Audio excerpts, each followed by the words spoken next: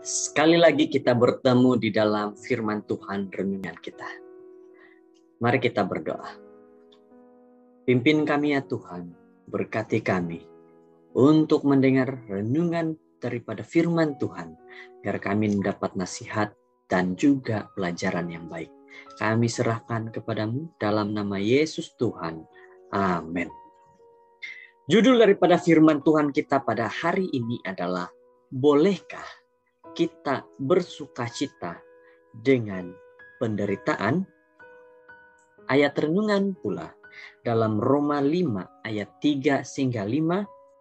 Bukan itu sahaja, tetapi kita juga bersukacita dengan penderitaan kita, karena kita tahu bahwa penderitaan membina ketabahan, ketabahan membina budi pekerti, dan budi pekerti membina harapan, dan harapan tidak mengecewakan kita. Karena Allah telah mencurahkan kasih-Nya ke dalam hati kita melalui Roh Kudus yang telah dikaruniainya kepada kita. Saya tidak tahu dengan kamu, tetapi saya mendapati adalah sukar untuk bergembira mengenai masalah yang datang menimpa saya. Ia sering kali sukar untuk melihat berkat-berkat di tengah-tengah ujian. Namun Alkitab mengingatkan kita bahwa penderitaan menghasilkan ketabahan.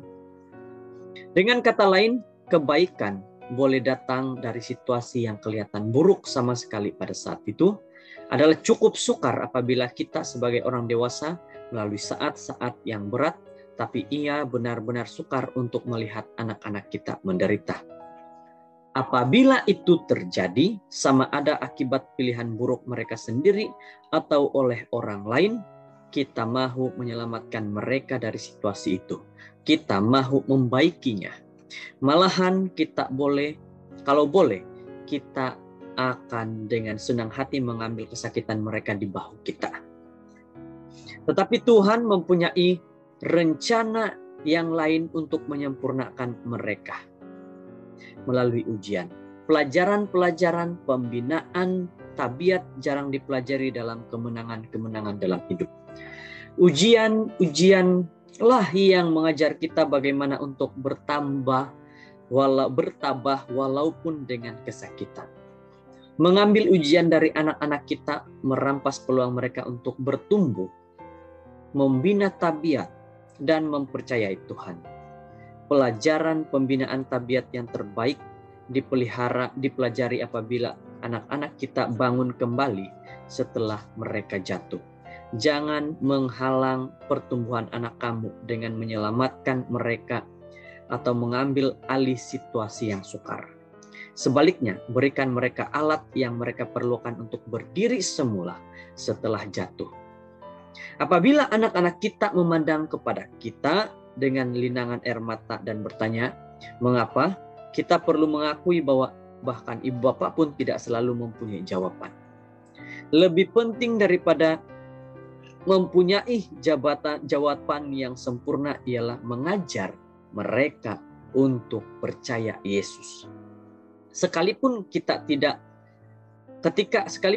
kita tidak mengerti, kita perlu mempercayai Yesus untuk membuka jalan pintu seterusnya dan menunjukkan kita jalan keluar. Sebagai ibu bapa, adakah kamu merasakan keperluan untuk selalu menyelamatkan anakmu? Bagaimana kamu membantu anakmu menangani kekecewaan? Mungkin perkara terbaik yang kita boleh lakukan sebagai ibu bapa ialah berlutut di sebelah anak-anak kita dan mengajar mereka untuk membawa masalah mereka kepada Tuhan dalam doa. Tuhan, bantu aku untuk melihat berkat-berkat di antara ujian-ujian. Bantu aku untuk mengajar anak-anakku bahwa perkara-perkara baik boleh datang dari yang buruk. Sekalipun ketika tidak mengerti semua alasan atau mempunyai semua jawaban, bantu kami sebagai sebuah keluarga untuk mempercayaimu. Saudara-saudara, firman Tuhan pada hari ini berkata bagaimanapun penderitaan dalam hidup kita, mari kita berpikir satu hal yang baik dalam penderitaan tersebut, yang dapat mengajar kita untuk lebih dekat kepada Tuhan. Seperti firman Tuhan berkata, penderitaan membina ketabahan.